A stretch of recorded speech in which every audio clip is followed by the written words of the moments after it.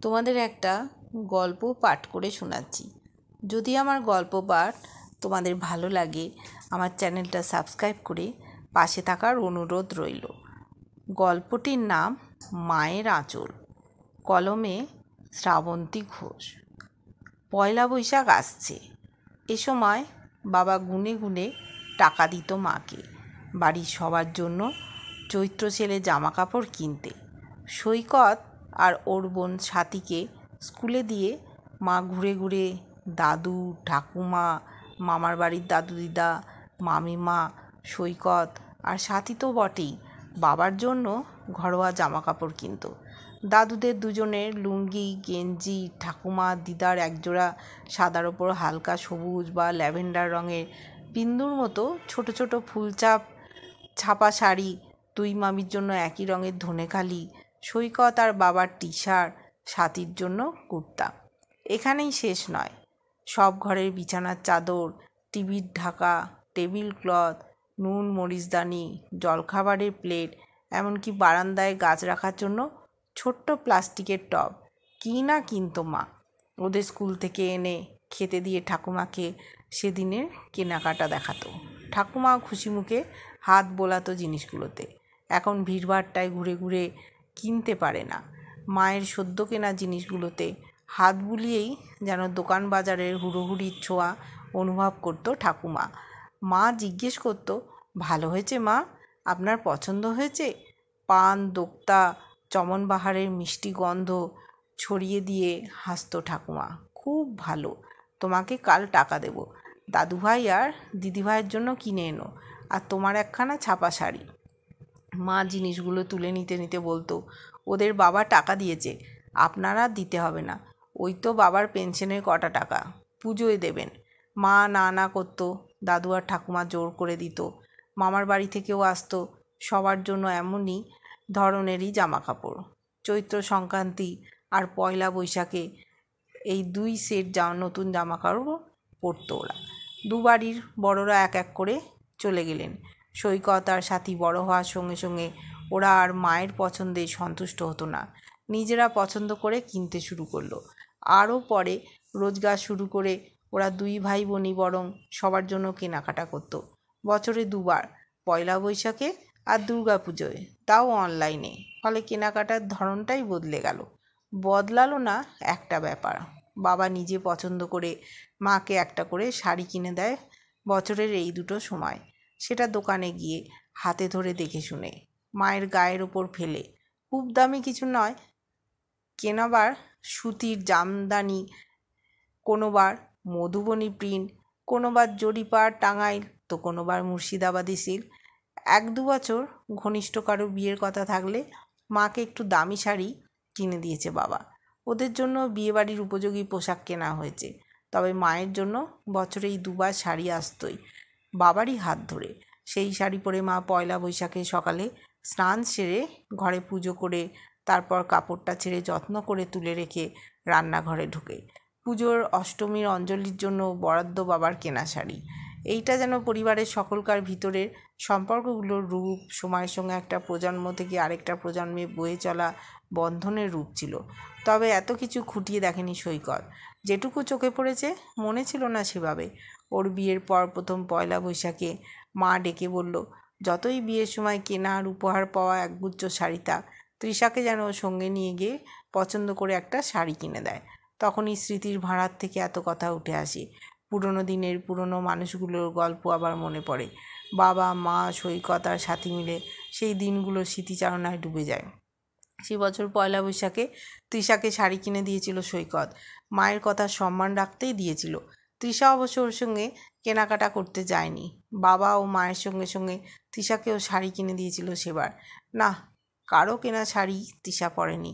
শরীর ভালো না বলে শুয়েছিল। পরের সপ্তাহে তৃষাকে 5 মাসের সাধ দিল মা। শাড়ি গয়না কিনে দিল ওকে। নিমন্ত্রিতরাও উপহার হিসেবে শাড়িই দিলেন। কোনটা পরেছিল কোনোটা পরেনি সৈকত অন্তত জানে না। ও সেদিন সকাল সকাল অফিসে চলে গেছিল। 9 মাসের সাধ নিয়ে মায়ের বেশ কিছু প্ল্যান প্রোগ্রাম ছিল। মাঝে মাঝেই ওদের ডেকে আলোচনা করতো মা।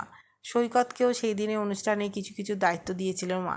ও চুপ করে শুনতো, হুঁ হাঁ করে রাজি আছে হাব ভাব দেখাতো, কারণ জানতো এই অনুষ্ঠান হবে না। মাকে যে হিসেব বোঝানো হয়েছে তাতে 9 মাস হওয়ার আগেই জন্মাবে এই সন্তান। ফুলশয্যার রাত থেকে একা সৈকত একথা জানে। 1.5 মাসের ভ্রূণ প্রেমিকের সন্তানকে সঙ্গে করে এনেছিল তৃষা। সৈকতের সঙ্গে কোনোদিন ওর কোনো সম্পর্কই তৈরি হয়নি, হওয়ার অবকাশ ছিল না। সৈকতের সাধারণ শিক্ষিত মধ্যবিত্ত বাবা মা, যাদের সংসার পারস্পরিক ভালোবাসা, সম্মান আর বিশ্বাসের ওপর দাঁড়িয়ে আছে, এই কথা জানলে সহ্য করতে পারবে না। তাই তৃষার হাতে ও নিজে, ওর পুরো পরিবার প্রতারিত হওয়ার পরও বাধ্য হয়ে ও শুধু অভিনয় করে গেছে। মেয়ে জন্মালে প্রিম্যাচিওর ডেলিভারি হয়েছে বলে কোনো মতে সত্যিটা চাপা দিয়ে গোটা জগতের কাছে তাকে নিজের মেয়ে বলেছে সৈকত। তবে সায়নীকে কোলে নিয়ে ওর মিষ্টি নরম গোলাপি মুখের দিকে তাকিয়ে ঈশ্বরের আশীর্বাদ ভেবে নিজের মেয়ে বলেই গ্রহণ করেছে। এই শিশুটার কী দোষ?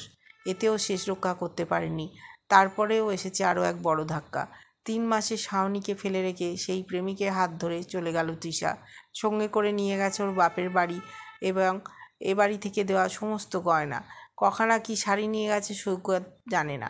আর কিছুই জানার ইচ্ছে অবশিষ্ট ছিল না তৃষাকে এত সাহায্য করার পরেও এই শেষ বিশ্বাসঘাতকতায়। বরং সৈকত বুকে তুলে নিয়েছিল সায়নীকে। ওর মুখের দিকে তাকিয়ে সব অপমান, সব বঞ্চনা ভুলে যেতে পেরেছিল। একা সৈকত নয়, সবাই যেহেতু জানতো সায়নী সৈকতের সন্তান, পুরো পরিবার ওই কচি মুখটার দিকে তাকিয়ে সামলে উঠল। মা আর সাথীর সাহায্যেও মানুষ করেছিল ওই পুচকেটাকে।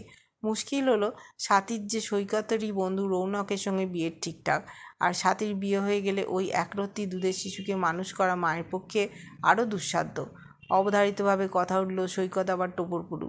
ওরা মেয়ে দেখছে, হাত জোর করলো সৈকত। আগেরবারও তোমরা মেয়ে দেখেছিলে, এবার রেহাই দাও। তবুও বিয়ে ওকে করতে হচ্ছে। এই বৈশাখে রৌনকের বোন রিনি তার বান্ধবী শ্রেয়াকে বিয়ে করছে ও। 2 বছরের একটা বাচ্চা মেয়ের মা এই শ্রেয়া। ওর বাচ্চা মেয়েটাকে মানেনি শ্রেয়ার আগের শ্বশুরবাড়ি। বিয়ের পর থেকেই দুর্ব্যবহার একমাত্র পেয়ে এসেছিল শ্বশুরবাড়িতে। তার ওপর সন্তান সম্ভাবনা হতেই বেআইনি পথে কন্যাভ্রূণের হদিশ পাওয়া আর তাকে নষ্টের চাপ এসেছিল। এইবার আর সহ্য করেনি, মানিয়ে বুঝিয়ে নেওয়ার কোনো চেষ্টাই করেনি। বিয়ে ভেঙে বেরিয়ে এসেছে শ্রেয়া। একমাত্র মেয়ের পাশে দাঁড়িয়েছেন শ্রেয়ার বাবা মা। কিন্তু ওর বাবার হঠাৎ একটা কার্ডিয়াক অ্যাটাকে ওর মাকে ভয় পাইয়ে দিয়েছে। ওদের দুজনের পর মেয়ে আর নাতনিকে আগলে রাখবে কে? তাই ভবিষ্যৎ ভেবে এমন একটা বিয়ে দিতে চাইছিলেন মেয়ের। বাড়ির সবাই বুঝিয়েছে সৈকত আর শ্রেয়াকে। 2 পরিবারের সকলে একদিন দেখা করে কথা বলেছে। দুজনেই দুজনকে জানিয়েছে কোনো নতুন সম্পর্কে এগোনোর সাহস ওদের নেই, তবে প্রয়োজন আছে, সে কথাও বুঝতে পারছে দুজনেই। সৈকতের মেয়ের একটা মায়ের স্নেহ, মমতা ভরা নরম বুকের প্রয়োজন। শ্রেয়ার মেয়ের আপদে বিপদে শক্ত একটা কাঁধের প্রয়োজন। অবশেষে এই সিদ্ধান্ত। জীবনসঙ্গী বেছে নিচ্ছে না ওরা, নিজের সন্তানদের আর একটা হাত ধরার জন্য সাহারা খুঁজে নিতে গাঁটছড়া বাঁধছে। দুজন খুশি মনে রাজি হতে আজ সৈকতের মা একখানা দামি হলুদ সবুজ বালুচরি আর সোনার হার দিয়ে আশীর্বাদ করলেন শ্রেয়াকে। সৈকতকে শ্রেয়ার বাবা আশীর্বাদ করলেন একজোড়া সোনার চেন দিয়ে। সামনের মাসে বিয়ে। সাথীর বিয়েও একই দিনে। আশীর্বাদে অনুষ্ঠান মিটতে মা আর সাথী একসঙ্গে এসে ঢুকলো সৈকতের ঘরে। সাথীই কথা বলল, দাদা ভাই, বৌদি, মানে ওই আলমারিটার চাবিটা দিত। চাবি তৃষা রেখে গেছিলো, তখনই খুলে সাথী দেখেছিল বেশ কিছু শাড়ি আছে কেবল ভেতরে। তারপর থেকে এতদিন বন্ধ পড়েছিল ওই আলমারি। আজ আবার সেসব দিয়ে কী করবে ও? সৈকত ভুরু কুঁচকে তাকাতেই সাথী বলল, শ্রেয়া, নতুন বৌদি আসছে। যত পুরনো জিনিস, পুরনো সম্পর্ক বাতিল করে ওকে গোছানো সংসারটা তুলে দিতে চাই। এই আলমারির শাড়িগুলো আমি যাদের দরকার তেমন মানুষের মধ্যে বিলিয়ে দেবো। ওই খারাপ মানুষটা আর কোনো চিহ্ন থাকবে না এই বাড়িতে। শাওনি জানবে এই বৌদি ওর মা। এই বৌদির আঁচল ধরেই দুটো মেয়েই বড় হবে। সৈকত নিঃশব্দে চাবিটা এগিয়ে দেয়। স্মৃতির ভার কমাতে ও নিজেও চায়, কেবল এদের বলে না। শ্রেয়ার সঙ্গে চুক্তি হয়েছে, মেয়েদের নিয়ে শ্রেয়া পাশের ঘরে থাকবে। মনে ভাবে আলমারির সব শাড়ি সাথী বিলিয়ে দিলে আলমারিটাই শ্রেয়ার ঘরে পাঠিয়ে দেবে ওর নতুন শাড়িগুলো রাখতে। সামনের বৈশাখে বিয়ে হলে অনেক শাড়ি উপহার পাবে যে শ্রেয়া। সেই শাড়ি আঁচল মুঠো করে নিশ্চয়ই ওর সামনেও হাঁটতে শিখবে, যেমনটা শ্রেয়ার মেয়ে সে তাকে প্রথম দিন করতে দেখে ও নতুন করে ভরসা করার শক্তি পেয়েছে, শ্রেয়ার উপর ভরসা করতে পেরেছে। কেমন লাগলো গল্পটা জানিও, ভালো লাগলে সাথে থেকো। তোমাদের একটা গল্প পাঠ করে শোনাচ্ছি।